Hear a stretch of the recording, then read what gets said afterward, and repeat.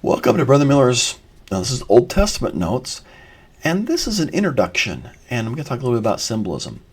And I got to be honest with you, I recorded this last week, and I went home and talked to my wife about it, and I just said, I don't like it. And so I deleted it.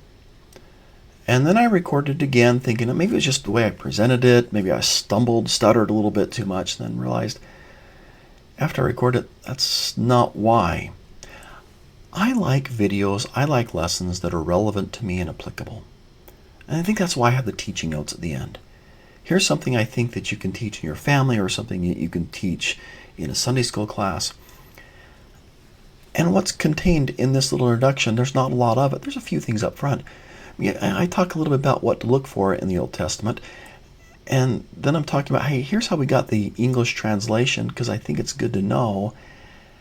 And then I talk about some symbolism that's really cool, but I don't know how relevant it is. I don't know how applicable it is. So I just tell you that right up front with this introduction.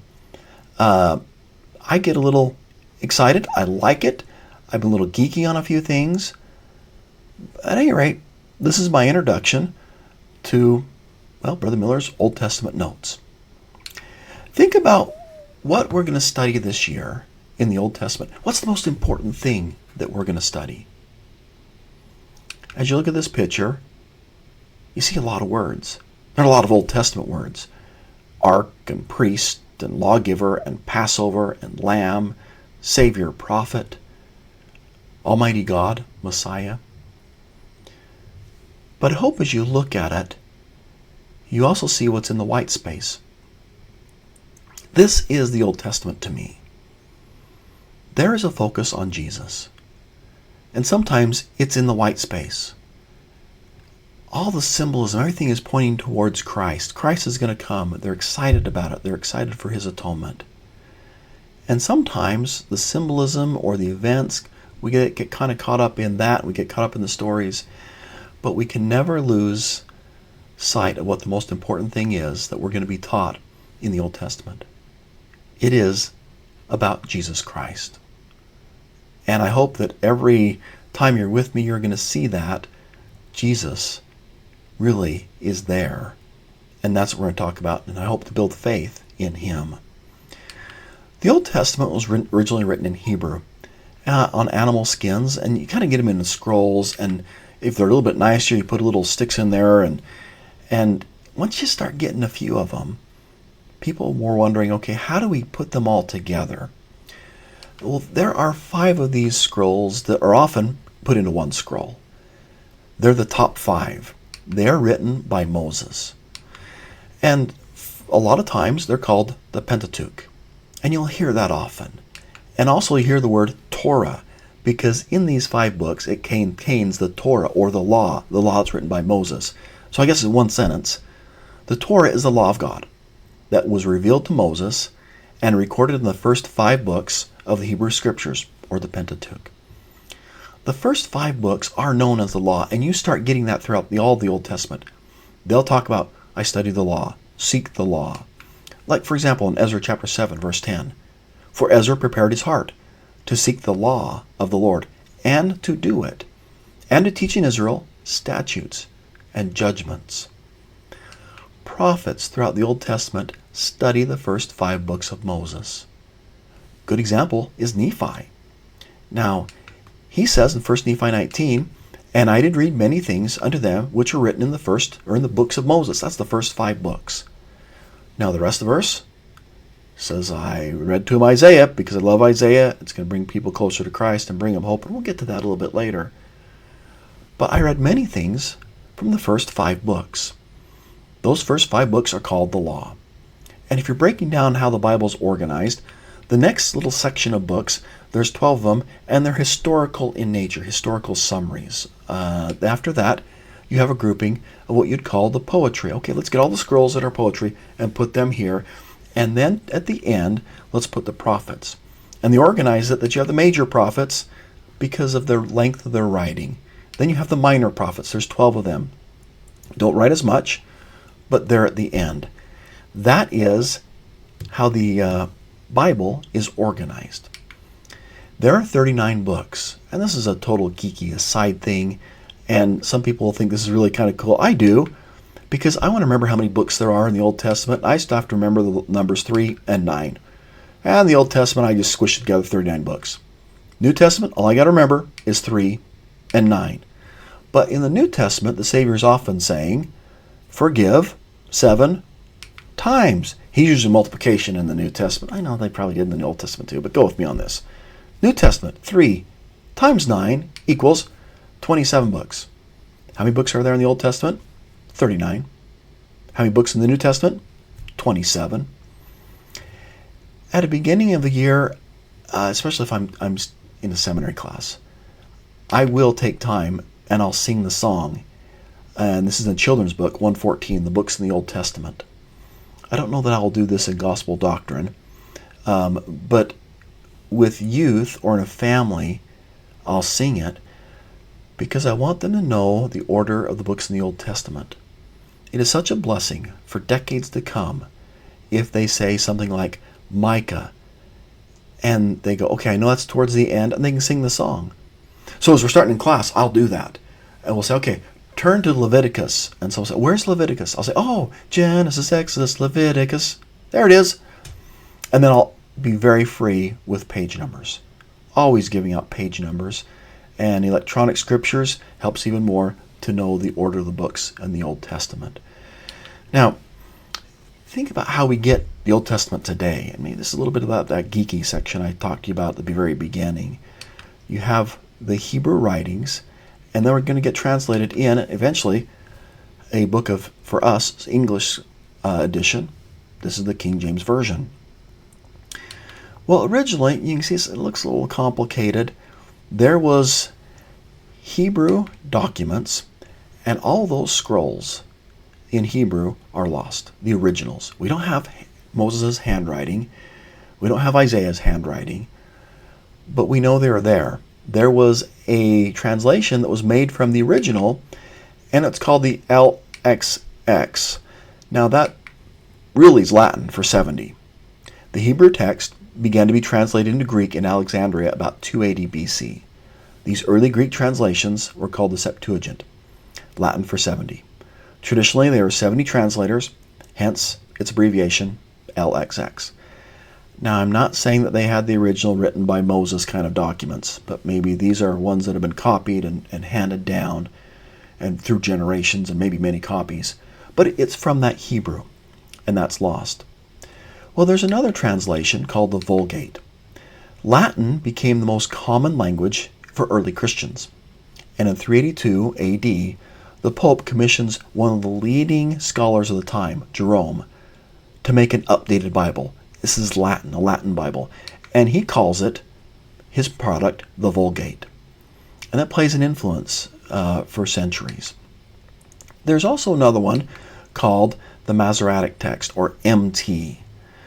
Now, for the Old Testament, for King James translators, they use the Masoretic Text, which is a direct translation from Hebrew, and they also said, okay, we have the Septuagint and we have the Vulgate. Let's use them to help us in the translation. They're using all the resources they have available to help them get a really good translation. The word Bible is from a Greek word. It means literally book. Could also mean scroll, parchment. So when you say the book, you're saying the Bible is the book. The Holy Bible, the Holy Biblos. The First Presidency has let us know that there is one edition that we quote from often in the church. They wrote this, quote, "Since the days of the prophet Joseph Smith, the Church of Jesus Christ of Latter-day Saints has used the King James Version of the Bible for English-speaking members. While other Bible versions may be easier to read than the King James Version, in doctrinal matters, Latter-day Revelation supports the King James Version in preference to other English translations.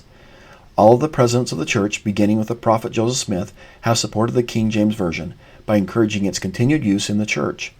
In light of all the above, it is the English language Bible used by the Church of Jesus Christ of Latter-day Saints." So in all of my videos, in my teaching, I use the King James Version because of this statement and what the prophets have taught. I will use alternative translations that may help something be a little more clear in the way it's phrased, but in doctrinal matters, I just stick with the King James Version. And there are versions out there, other translations, that doctrinally don't match what the King James Version says. And that's a real good note to say, okay, stay with the King James Version on it. Now I'm going to shift gears a little bit to something that I just kind of geek out over. The symbolism in the Bible. I loved what Joseph Fielding McConkie wrote. He wrote this, quote, "Symbols are the timeless and universal language in which God in his wisdom has chosen to teach his gospel and bear witness of his Son." And to help with symbols in a lesson, I may just say, okay, pull out a $1 bill. What symbols do you see? Why did the designers of the $1 bill use an eagle? Why is there a pyramid there? What's the eye all about? And kids will just start realizing, hey, there's a lot that can be contained in a symbol. If a picture contains 1,000 words, a symbol contains 10,000. Symbolism in the Bible, there's symbols with objects and numbers and even names. So let me just give you a few examples of each. Let me start with names. As Joseph Fielding McConkie wrote, names play a significant part in the scriptural study. This is true of both name places and person names, and is illustrated by the countless instances in which the Bible pauses its narrative to explain the meaning of names. Name places are often a form of verbal archaeology, describing an area or setting. Personal names were considered of such importance that on occasion they were announced by heavenly messengers or some other form of revelation. It was so important that the name and the person match that in other instances names were changed by divine decree. Personal names served as miniature biographies, descriptions of character, testimonies or expressions of praise to God, reminders of significant events, and divine warnings. In short, Bible names served as memorials, symbols, and prophecies. So here's just a really cool thing just about the names of the patriarchs. You do the patriarchs in order, and I go kind of quick. Adam and Seth, Enos, Canaan, Mahalalel, Jared, Enoch, Methuselah, Lamech, and Noah. And their names mean things.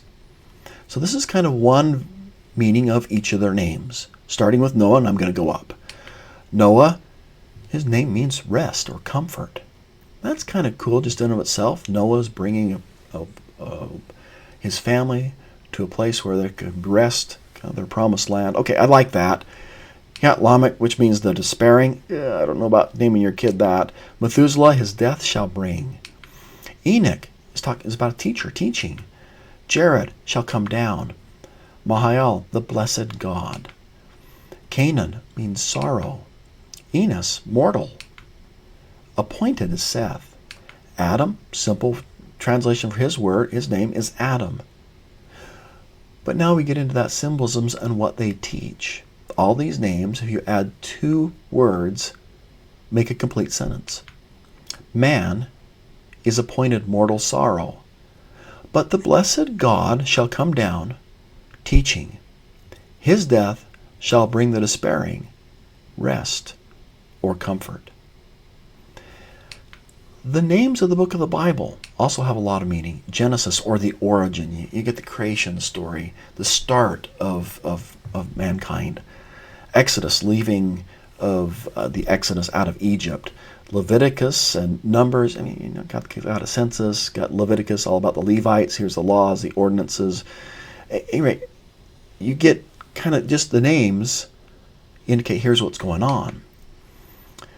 So Genesis, there's a focus on man's creation and relationship with God. Exodus, redemption from the consequences of sin. Now all of a sudden you stop and realize just an overview of each of these books is teaching about the plan of salvation. So let me go back. Genesis, creation, our relationship with God. That's where the plan starts. And Exodus teaches that there is redemption and consequences of sin. Leviticus teaches us how ordinances help us back to God. And Numbers teaches us about our time or our sojourn in the wilderness of the world. Deuteronomy reminds us that the law of God, prepares us to enter the promised land. And Joshua, the prophet Joshua, finishes our journey and brings us into the promised land. Isn't that just an overview of the plan of salvation? In Hebrew, Each letter of the alphabet has a numerical equivalent. The letters can be added to give a word a certain value. Those values become very symbolic. So as you can kind of see, each one, there's the tens, the ones, the tens, and the hundreds. Well, here's an instance, and maybe this gets a little bit geeky, but you think about the value of the name Adam. That's Adam in Hebrew, and it's 40 plus 4 plus 1, or you get 45. Now, the bottom of the screen, the value for the name of Eve, when the added letters in Hebrew are added up, 5 plus 6 plus 8 is 19. And you think, how do you get Adam and Eve together? What does it take to get Adam at 45 and Eve at 19 together? Well, the value needs to be 26. And if you take the name Jehovah and get the letters there, add them up, it's 26. I love that idea that with Christ and through his atonement and through the power, the sealing power, a man and a woman can be together forever. And just each of these numbers also have symbols with them. Like the number 1. You say we're number 1, okay? Number 1 is unity. It also represents God. The number 6 is symbolic of imperfection, or women or men in our imperfect state. Well, I already did, and 7 is symbolic of completeness or perfection. And I already mentioned it. If you want to get somebody who's in an imperfect state to a state of perfection, well, you add God. We add God to our lives, and we become perfect. Or, as the scriptures would teach, yea, come unto Christ and be perfected in him. Not by ourselves, but through him. There are objects in the Old Testament which are very symbolic, and they teach a lot. One of them is the ark. The ark, literally, the Hebrew word, means box or chest. That kind of makes sense. Okay, they're going to be riding over in this ark, ship, box, or chest. But it's covered with kafar. Kafar is the word pitch. It also means to cover with blood. And I just love the symbolism there. Genesis chapter 7, verse 1, the ark takes a righteous family from a sinful world to a new world. Or, just thinking of the symbolism, the ark, symbolic of Christ because of his blood, and it stays afloat because of the atonement or being covered through with his blood. The ark, Christ, takes a righteous family from a sinful world to a new world, a promised land, a celestial world. And if you want to go a little bit deeper and get really kind of geeky on it, Genesis chapter 8, verse 4. The ark rests on the 17th day of the 17th month. And then you get a reset in Exodus. Hey, let's redo the calendar. The 14th day of the 7th month, that's 3 days earlier, is going to now become the beginning of the Jewish calendar. And that's the Passover. And now you fast forward to days of Christ. Christ is going to eat the Passover with his disciples on the 14th day of the 7th month. So 3 days later is the 17th day of the 7th month.